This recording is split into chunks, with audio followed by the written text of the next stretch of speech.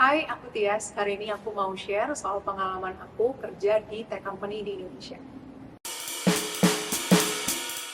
Aku udah 6 tahun lebih kerja di beberapa tech company di Indonesia. Background aku secara edukasi, aku lulusan S2 Business School atau Entrepreneurship kalau jurusannya. Kemudian aku join tech company di Jakarta selama beberapa tahun, kemudian aku pindah di Bali dengan responsibility-nya itu untuk nge-manage operation untuk merchant-merchant yang ada di Bali dan beberapa kota di Nusa Tenggara.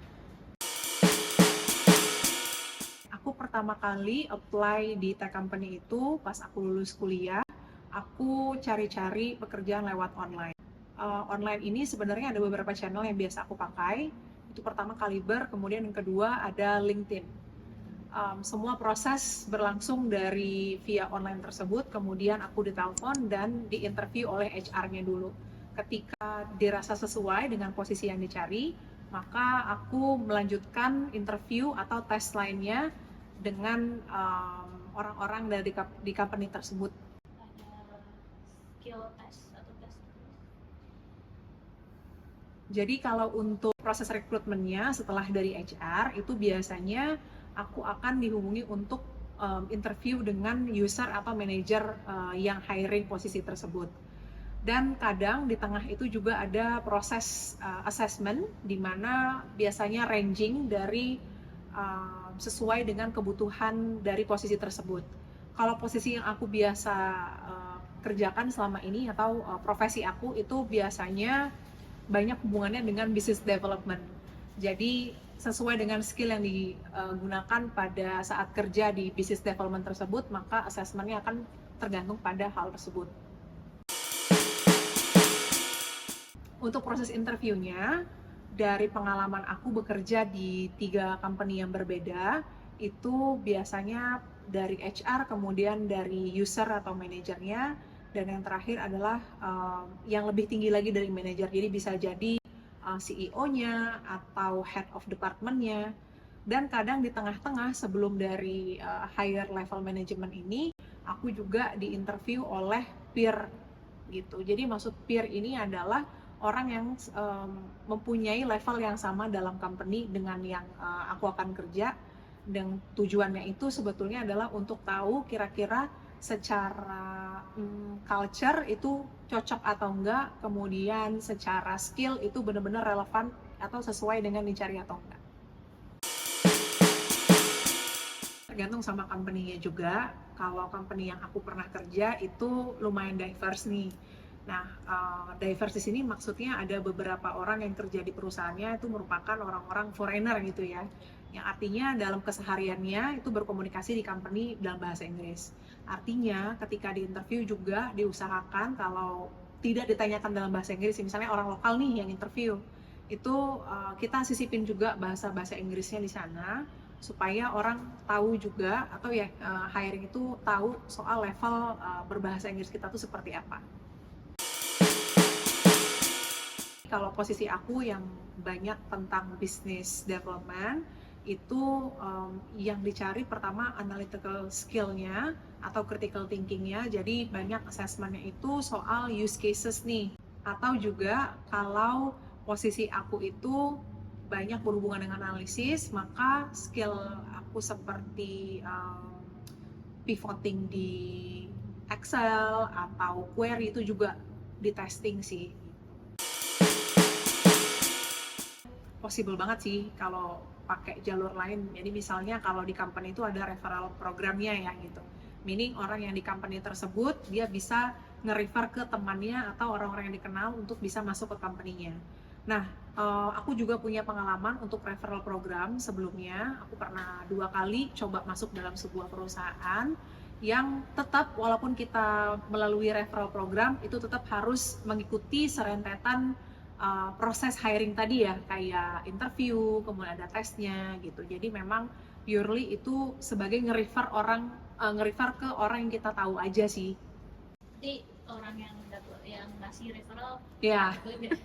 ya biasanya orang ya di sebuah company biasanya kalau ada referral programnya itu yang current employee-nya kalau dia berhasil nge-refer ke orang yang dia kenal, kemudian orang itu dapat posisinya atau dipekerjakan, maka dia akan dapat uang lah biasanya. Tapi nanti Tiasa juga dapat uang nggak sebagai I don't think employee? so. Aku nggak pernah dengar sih. Aku Dapat ya? dan orangnya itu juga dapat. Wah, enak kali.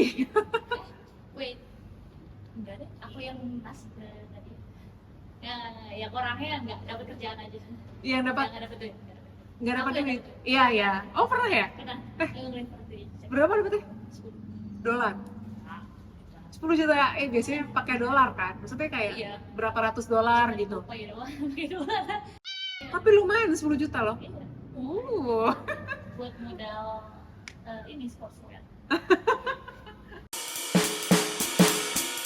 Kalau aku sih background S1-nya itu di real estate, agak nggak nyambung ya. Tapi sebenarnya banyak kok teman-teman aku yang kuliah bahkan jurusan yang non related to business gitu ya, kayak metalurgi misalnya, dia bisa diterima di posisi business analyst gitu. Kemudian dia bahkan setelah jadi business analyst dia bisa jadi product manager. Jadi sebetulnya jurusan itu tidak mempengaruhi pekerjaan sih gitu. Namun yang aku lihat sebetulnya yang banyak berpengaruh itu adalah dari segi assessment-nya. Jadi setelah kamu dites secara tertulis kah atau secara interview, mungkin nanti hiring manager atau HR-nya tuh akan tahu gitu apakah posisi ini sesuai dengan skill kamu, dengan background kamu atau enggak. Nama kampus dilihat. Kalau nama kampus setahu aku memang ada beberapa company yang mereka itu dalam periode seperti pengen mendapatkan portfolio orang-orang atau employee yang kerja di company mereka itu punya background yang bagus gitu, supaya mereka misalnya bisa mendapatkan investment dari investor tertentu misalnya. Namun jangan khawatir juga, ada beberapa company yang meng-hire employee yang memang dari bidang-bidang tertentu. Jadi misalnya company yang berhubungan dengan transport nih, instead of hiring orang yang jurusan transport atau supply chain misalnya, mereka hire orang-orang yang kerja di Astra, di Honda, atau perusahaan-perusahaan otomotif lainnya. S2 itu harus S2, to be honest, aku nggak terlalu lihat relevansinya, karena banyak teman-teman aku juga yang mereka berhenti kerja sebentar untuk ambil S2 gitu. Jadi nggak ada relevansinya kamu harus S2 dulu baru kamu bisa kerja gitu ya. Cuman aku ngerasa ketika aku selesai S2 kemarin dengan background beasiswa aku juga, itu sangat membantu profiling aku jadi lebih kuat dan bisa menjual ke company yang kerja. Kalau secara skill sebetulnya again tergantung sama posisinya apa. Cuman yang aku lihat memang dari segi teman-teman yang udah kerja di tech company itu, skill yang biasa dilihat adalah critical skill sama analytical skillnya, karena akan ngebantu banget buat growing dari posisi apapun yang mereka apply sih sebetulnya. Dan yang kedua adalah communication skill, karena again ada beberapa tech company yang memang dia international level ya. Jadi company-nya bisa jadi based in Singapore atau based in US gitu. Dan harus berhubungan dengan banyak stakeholder lain yang merupakan foreigners juga. Jadi kalau bisa, teman-teman bisa mengasah skill bahasa Inggrisnya, itu merupakan aset yang sangat bagus sih buat perkembangan karir ke depannya. Kalau software kalau software yang biasa aku pakai itu tergantung fungsinya apa, tapi biasanya related sama 3 hal. Pertama itu soal data, kemudian soal presentation skill, yang ketiga adalah project management. Nah, kalau secara general yang bisa dipakai 3-tiganya ini itu related sama Microsoft Office ya. Seperti bikin PowerPoint atau Excel itu harus lumayan bisa paham fungsi-fungsinya. Kemudian kalau buat data related itu bisa belajar query juga. Ada juga dashboard related ya, kayak Metabase atau yang berhubungan dengan software-software yang bisa menampilkan data-data atau yang berbentuk statistik gitu, tuh biasanya sering dipakai. Terus yang kedua tadi presentation skill bisa juga pakai Google worksheet ya, Google Workspace, ya kayak slide gitu. Kemudian yang ketiga itu urusan project management, biasanya kadang bisa juga pakai sheet, tapi juga kadang kalau mau lebih rapi bisa pakai Asana. Kemungkinan sih ada beberapa hal ya. Pertama soal mode of work-nya seperti apa, mode of work-nya. Jadi apakah itu hybrid, remote, atau full memang harus show up di kantor. Kemudian yang kedua soal tools apa aja yang bisa dipakai ketika kerja. Kemudian yang ketiga adalah soal stakeholder yang kerja sama kita. Nah, ini mungkin kalau pengalaman aku ya, itu bisa diomongin sama usernya. Di pengalaman aku sebelumnya, ketika aku udah di-hire sama company-nya, udah sign kontrak, tapi belum masuk kerja, aku akan reach out sama HR-nya. Kira-kira ada nggak hal yang bisa aku siapin dan aku bisa nggak kontak sama usernya. Jadi sebelum aku kerja, aku bisa nyiapin waktu buat mempersiapkan hal-hal yang aku belum tahu nih. Nah, dari situ biasanya aku akan set up meeting, bisa itu online atau ketemu langsung over coffee misalnya. Nah, itu akan dibahas hal-hal ini gitu. Nah, yang pertama tadi soal mode kerjanya ya, atau mode of work-nya. Apakah itu hybrid, atau itu remote working, atau bisa jadi full time in the office gitu ya, atau work from office. Nah, ini biasanya akan berhubungan juga dengan cara kamu nge-set up waktu kamu dan juga tempat kerja kamu. Jadi misalnya kalau di Bali, aku pernah kerja remotely dengan kantor yang ada di Jakarta. Nah, karena aku perlu tempat yang lumayan cukup buat aku berkonsentrasi, aku akan pilih co-working space gitu. Dan kadang tuh ada company yang memang provide budget buat kamu bisa bayar co-working space gitu. Itu one thing. Terus yang kedua adalah soal apa tadi? Tools. Yang kedua itu soal tools. Kalau tools itu aku akan consult juga dengan line manager aku, kira-kira tools apa aja yang aku akan pakai, dan aku akan ngeliat dulu nih apakah aku pernah pakai ini sebelumnya atau enggak. Nah, kalau aku belum pernah pakai dan aku punya waktu untuk ngebikin diri aku familiar, aku akan ambil waktu aku untuk ngecek dulu nih. Misalnya aku harus pakai Asana. Asana itu apa sih? Jadi aku akan research dulu tuh di YouTube. Atau misalkan aku harus pakai BigQuery, sedangkan aku sebelumnya pakai SQL yang lain gitu ya. Hah? Postgres. Apa itu? Oh, Postgres juga. Postgres, oh ya. Jadi ya aku berusaha supaya adaptasi aku nanti lancar sih. Jadi lebih baik aku persiapkan dulu ketika aku punya waktu luang. Nah, terus yang ketiga itu soal apa tadi? Hah? Stakeholder, oke. Yang ketiga soal stakeholder. Jadi kadang itu hiring manager aku akan mempersiapkan sebuah playbook. Playbook itu ya sebenarnya satu dokumen sih gitu, tentang apa aja sih role aku tuh, mencakup apa aja, struktur company-nya seperti apa, terus orang-orang stakeholder yang aku bakal kerja tuh siapa aja. Nah, ini kadang ketika aku baru masuk, aku akan chat mereka entah lewat Slack, entah lewat channel-channel lainnya gitu ya. Jadi mempermudah transisi aku buat belajar ke company baru, culture yang baru juga. Oke, aku speakingnya on behalf of orang-orang yang kerja di tech company ya. Maksudnya aku belum pernah ada pengalaman kerja di perusahaan-perusahaan yang secara culture-nya masih tradisional gitu ya. Jadi kalau di tech company biasanya culture-nya lebih terbuka, kemudian juga lumayan banyak flexibility gitu. Maksudnya terbuka di sini apa?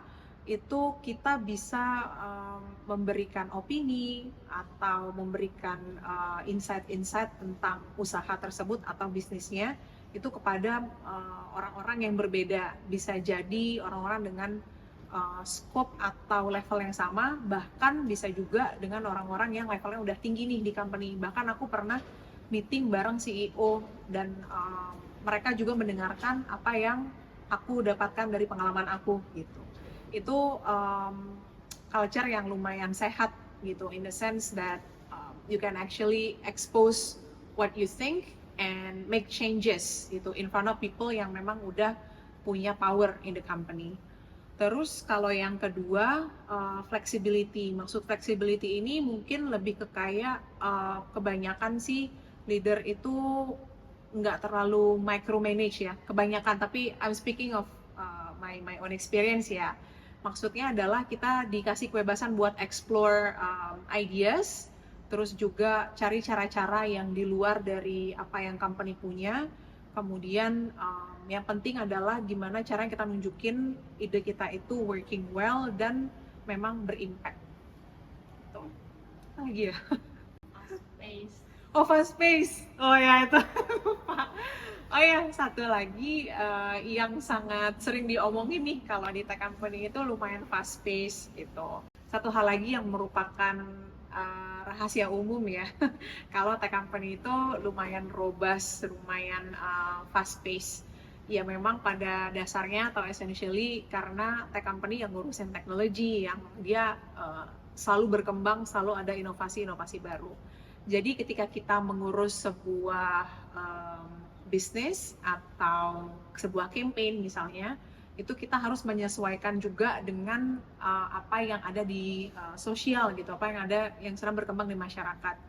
Semudah contohnya itu kayak bahasa-bahasa yang digunakan dalam sebuah campaign atau jenis-jenis promosi yang pengen kita hadirkan ke orang-orang, atau juga channel-channel yang kita pakai. Jadi mungkin kalau 5-6 tahun yang lalu belum ada TikTok, sekarang udah ada TikTok, ya kita juga harus beradaptasi dan menggunakan channel tersebut misalnya. Sering lembur nggak?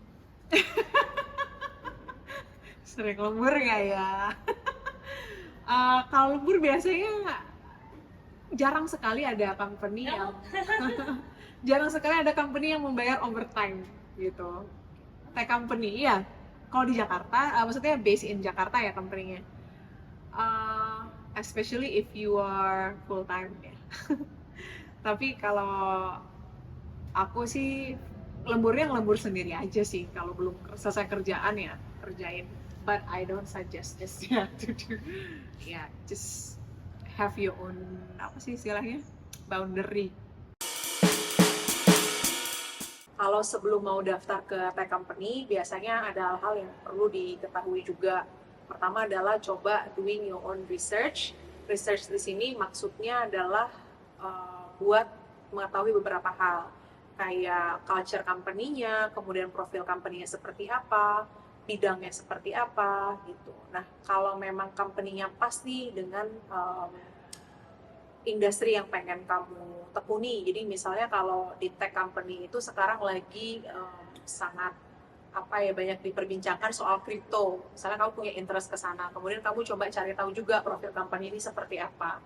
Kemudian culture-nya, kadang di company-company besar itu mereka ada video-video di YouTube yang bisa kamu tonton. Jadi misalnya ada yang visit ke kantornya kah, atau soal video-video terkait dengan bisnis-bisnis yang sedang dijalani dan berhubungan dengan company tersebut, itu juga bisa kamu lakukan research. Kemudian yang ketiga adalah stability. Jadi banyak sekali ya, itu company-company yang nggak bisa sustain dalam berbisnis, sehingga mungkin dalam kurun waktu 1 tahun mereka bangkrut gitu. Nah ini juga ketika kamu di hire, mungkin gaji yang ditawarkan itu high gitu ya. Jadi do your own research, apakah ini benar-benar relevan dengan apa yang kamu mau, dan apakah ini akan menjadi sesuatu yang mempersulit kamu di kemudian hari. Oke, itu aja dari aku. Hari ini aku happy banget udah bisa sharing. Dan aku harap buat teman-teman yang baru lulus kuliah atau yang sangat inspired buat pindah kerja ke tech company, itu again do your own research. Kemudian kamu juga bisa feel free hubungin aku di Instagram aku @tiasrizky, TASRIZKY, dan bisa tanya-tanya juga ya di kolom DM. Thank you.